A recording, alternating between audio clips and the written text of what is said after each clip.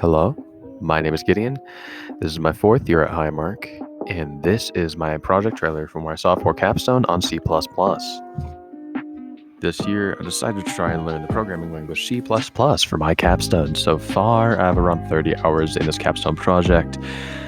C++ is one of the most complex programming languages, which usually would make it a bad choice, but I decided to try it anyway. Here's some of what I've got so far.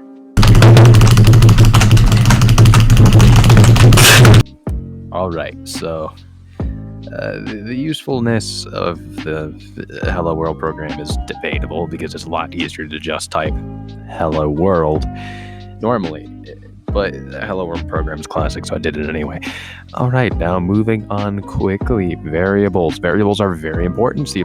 They can store integer values to memory. This allows us to do a lot, especially when meshed with other types of fundamental data values like identifiers.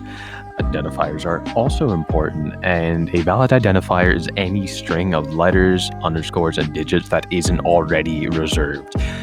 Here's a very quick list of all of the already reserved identifiers that are reserved by default everywhere throughout C++. They can never begin with a digit. C++ is a case-sensitive language, meaning that the identifiers result, and result are all separate. Next bit, I'm declaring variables and executing. What does this do? Okay, it's just a fancy calculator.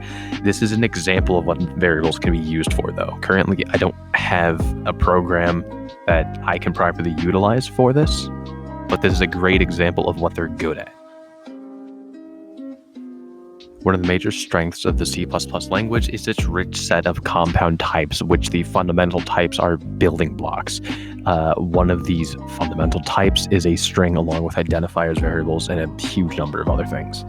First difference with fundamental data types is that in order to declare and use objects like variables of this type, the program needs to include the header, where the type is identified within the standard library, which is the header string bit above namespace.